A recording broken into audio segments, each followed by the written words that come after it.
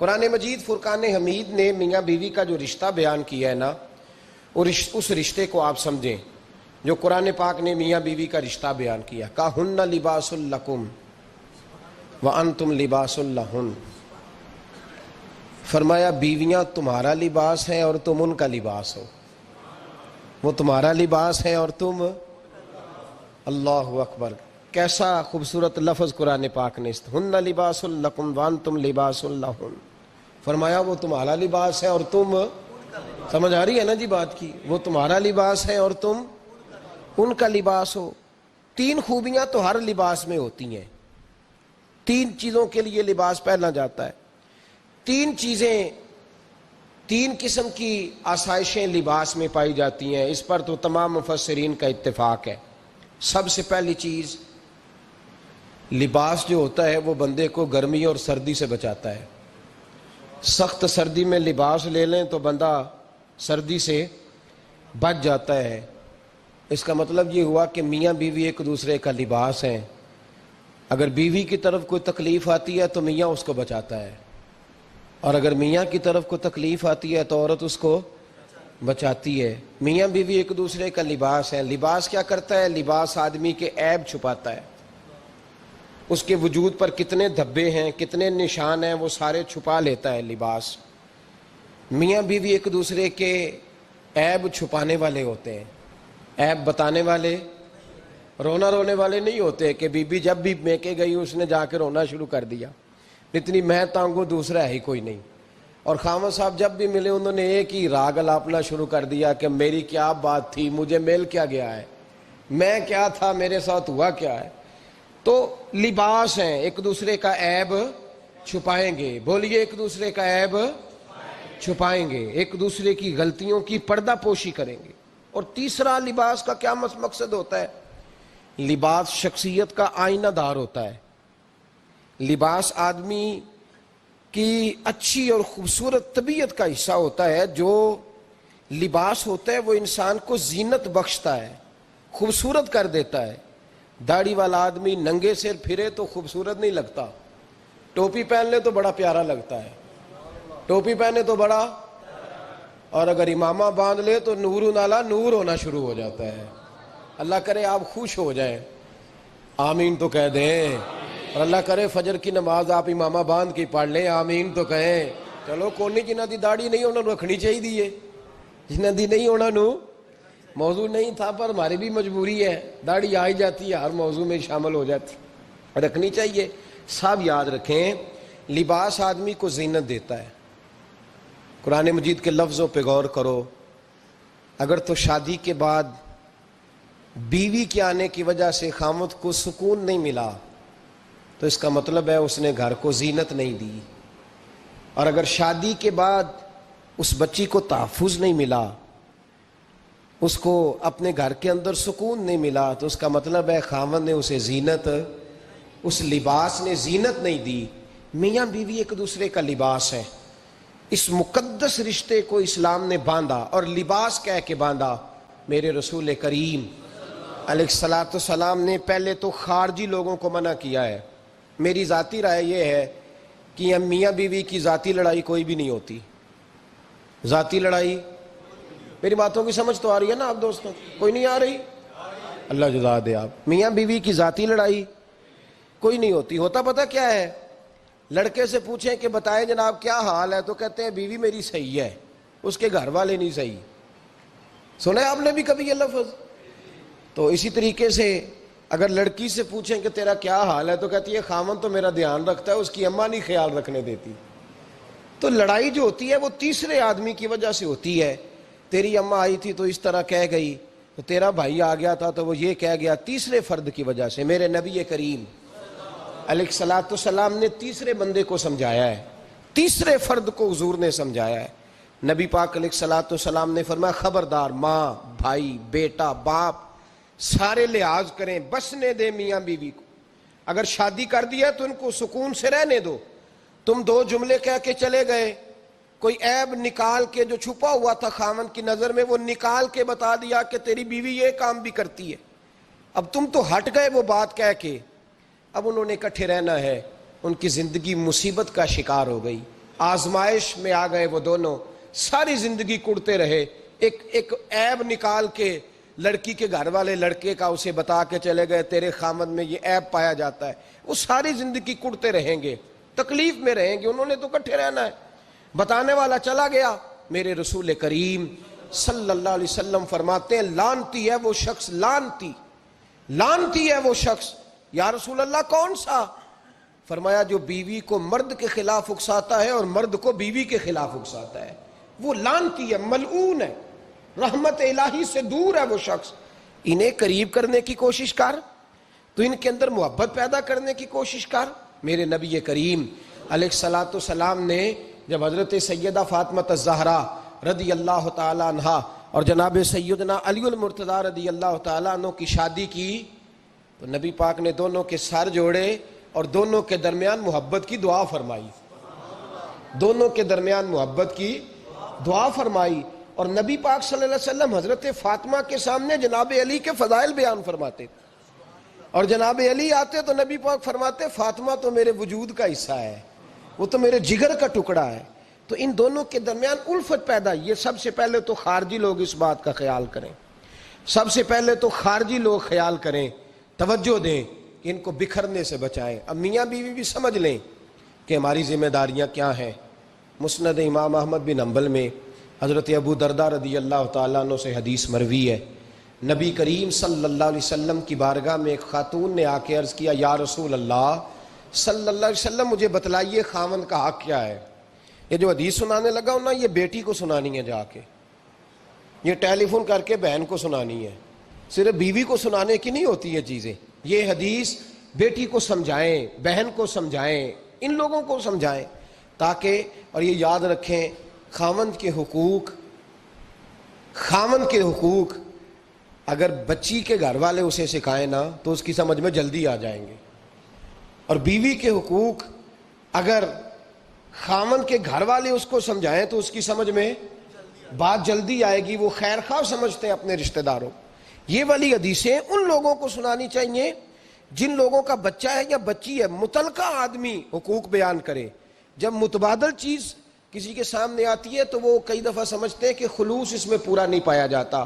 حضرت ابو درداء رضی اللہ تعالیٰ عنہ فرماتے ہیں ایک خاتون حضور کی بارگاہ میں آئی، عرض کرنے لگی یا رسول اللہ صلی اللہ علیہ وسلم میں نکاح کرنا چاہتی ہوں، شادی کرنا چاہتی ہوں، مجھے بتلائیے خاوند کا حق کیا ہے، اگر تو میں ادا کر سکتی ہوں تو میں نکاح کروں ورنہ میں اس کام سے بچوں۔ میرے نبی کریم علیہ الصلوۃ والسلام نے فرمایا بی بی اگر خاوند کے ناک سے رینٹ نکلے، ریشہ نکلے، پیپ بہے اس کی ناک سے، اور بی بی اپنی زبان سے وہ صاف کر دے تو پھر بھی اس کا حق ادا نہیں ہوتا۔ حضرت ابو درداء کہتے ہیں آنکھ کھول کے اس عورت نے دیکھا تو میرے نبی پاک نے اگلے جملے ارشاد فرمائے، حضور نے فرمایا تو ان باتوں میں حیرت کر رہی ہے، میں اگر خدا کے علاوہ کسی کو سجدے کا حکم دیتا تو میں عورت کو کہتا اپنے خاوند کو سجدہ کرے، میں اس کو کہتا یہ کام کرے۔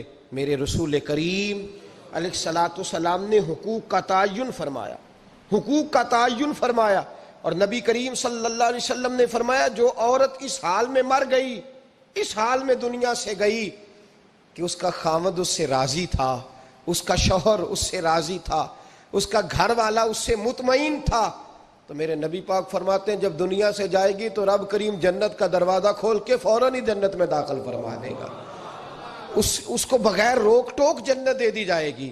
شرط یہ ہے کہ وہ جب دنیا سے جائے تو اس حال میں جائے کہ اس کا خاوند اس سے شکوے نہ کرتی پھرے، شکایتیں نہ کرتی پھرے، شکایتیں نہ کرے۔ ہمارے زمانے میں شکایتیں ہوتی ہیں، اور خواتین عورتیں اس بات کو سمجھتی نہیں کہ اللہ نے جو میرے نصیب میں رکھا تھا اور جو خاوند رب نے میرے لیے پسند کیا تھا وہ اللہ نے مجھے عطا فرما دیا ہے۔ وہ شکوے کرتی ہیں، شکایات کرتی ہیں، اور دوسری عورتوں کو سامنے رکھ کے وہ فلاں کے حصے میں یہ چیز آئی، فلاں کے حصے میں یہ چیز آئی، فلاں کا خاوند یوں کرتا ہے، شکوہ کرتی ہیں۔ میرے رسول پاک علیہ السلام نے فرمایا عورتیں کثرت سے جہنم میں جائیں گی، کثرت سے۔ تو ایک صحابی رو پڑے، ایک حدیث میں لفظ یہ ہے رو پڑے، عرض کرنے لگے یا رسول اللہ وہ ہماری مائیں بھی ہیں، بیٹیاں بھی ہیں، بہنیں بھی، حضور جہنم میں جائیں گی؟ نبی پاک صلی اللہ علیہ وسلم نے فرمایا ایک تو وہ عیب جوئی کرتی ہیں، غیبتیں کرتی ہیں، دوسرا رب کا شکر ادا نہیں کرتی، اور تیسرا فرمایا اپنے خاوند کا بھی شکریہ ادا نہیں کرتی، بات بات پہ ناشکری کرتی ہیں، بات بات پہ ناشکری کرتی، اس سبب سے جہنم میں جائیں۔ عورت کے حقوق کا تعین فرمایا، اور ساتھ ہی میرے رسول پاک علیہ السلام نے مرد کی طرف توجہ فرمائی، اور کیا خوبصورت لفظ ارشاد فرمایا تم میں ہر آدمی اپنے آپ کو اچھا سمجھتا اور اچھا کہتا ہے، ہر آدمی کہتا ہے، لیکن کوئی اگر مجھے آ کے پوچھے گا کہ محبوب آپ کی امت میں اچھا کون ہے، تو حضور فرماتے ہیں میں اسے اچھا سمجھوں گا جو اپنے گھر والوں کے حق میں اچھا ہے، جو اپنی بیوی خیرکم لأہلہ، تم میں سے بہترین وہ ہے جو اپنے گھر والوں کے لیے اچھا ہے، اور فرمایا جاؤ میرے گھر جا کے پوچھ لو وانا خیرکم لأہلہ، میں تم سب سے زیادہ بڑھ کر اپنے گھر والوں کے لیے اچھا ہوں، تم میں بہترین وہ ہے جو اپنے گھر والوں کے لیے، بال بچوں کے لیے، بیوی کے لیے اچھا ہے۔ رسول کریم علیہ السلام نے خاوند کو حکم دیا اور ارشاد فرمایا کہ عورت ٹیڑھی لکڑی ہے، بیچاری کو اللہ نے عقل پوری نہیں دی۔ ایک بچہ چھوٹا ہوتا ہے، ہمیں پتہ ہوتا ہے کہ اس کا شعور پورا نہیں، اگر کوئی غلطی کرے تو کیا اسے نکال دیا جاتا ہے گھر سے؟ بولے، چھوٹا بچہ ہے، وہ کئی دفعہ بڑا نقصان کر دیتا ہے، آپ کیا کہتے ہیں؟ اسے مارتے ہیں، کلاڑی لے آتے ہیں اس کے لیے؟ اس طرح کرنا چاہیے، اس کے ابے کو بلا لینا چاہیے، بےزتی کرنی چاہیے پنچایت میں بٹھا کے کہ یہ غلطی کی ہے تیرے بچے نے۔ بھائی دادا یہ کام کرتا ہے؟ بولے نا، کیوں نہیں کرتا؟ وہ کہتا ہے ہمارا بچہ نہ سمجھ ہے، اپنا پوتا ہے، ہمارا اپنا ہے، اگر ہم اس کا ایپ باہر نکالیں گے تو بڑا کام غلط ہو جائے۔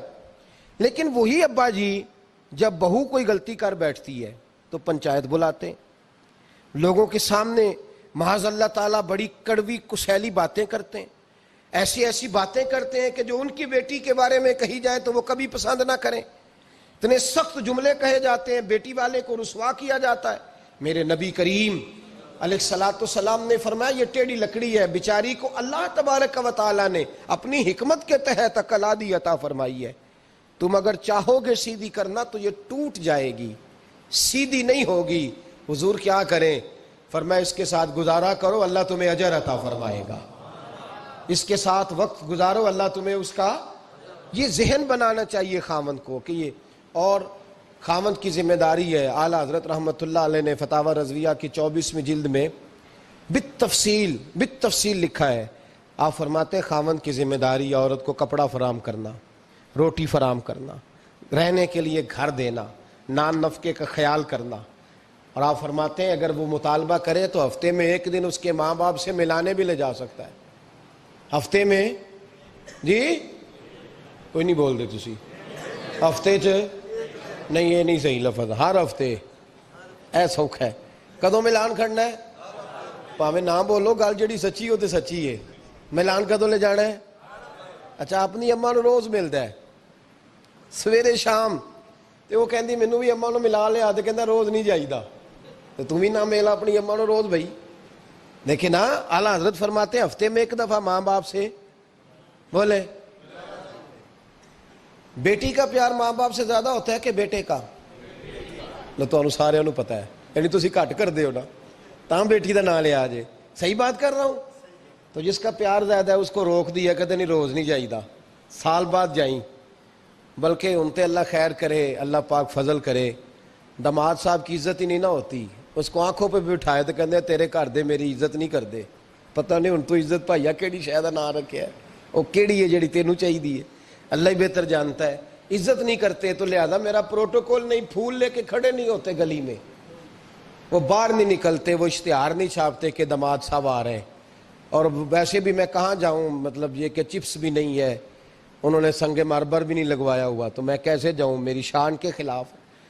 اعلیٰ حضرت فرماتے ہر ہفتے وہ بیٹی جو ہے، تو بیٹیاں ہوتی ہیں، اور یہ تو اس دن پتہ چلتا ہے نا جب اپنی بیٹی بندہ ڈولی میں ڈالتا ہے، پھر پتہ چلتا ہے کہ دل کرتا ہے ہر ہفتے اس کو ملنے کو، دل کرتا ہے کہ وہ آئے، چہرہ دکھائے، ایک دفعہ مل جائے، ہر ہفتے اس کو ملوانے لے کے جائے، اس کی غلطیاں معاف کرے، اس کے عیبوں پہ پردہ ڈالے، اس کی کوتاہیوں کا خیال کرے، اس سے درگزر کرے، میرے نبی کریم صلی اللہ علیہ وسلم نے فرمایا میں اپنی امت کو حکم دیتا ہوں کہ اپنی بیوی سے بغض نہ پالنا، بغض نہ پیدا کرنا، کوئی غلطی کرے تو بغض نہ پیدا کرنا، بغض نہ رکھ لینا سینے میں کہ تو ہے ہی ایسی، تو ہے ہی، بغض نہ پالنا۔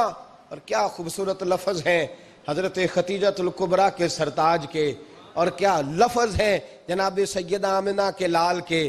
میرے نبی پاک فرمانے لگے اگر تمہیں اپنی بیوی کی کوئی عادت ناپسند ہے تو غور کر لو، ڈھونڈ لو، اس میں ایسی بھی عادت تمہیں ضرور مل جائے گی جو تمہیں بڑی پسند ہوگی۔ ڈھونڈ لو، غور کر لو، مل جائے گی، کوئی ایسی بھی مل جائے گی جو تمہیں بڑی پسند ہوگی، وہ بھی تمہیں مل جائے گی۔ ڈھونڈو تو صحیح، تلاش تو کرو، بغض کی اینک نہ لگانا، بغض کی اینک لگا کے دیکھو گے تو کچھ نہیں ملے گا۔ نبی رحمت سید عالم صلی اللہ علیہ وسلم، پہلی بات یہ ہے کہ اللہ کے حبیب نے تعین فرمایا، اور پھر عملی طور پر حضور نے وہ چیزیں کر کے دکھائیں۔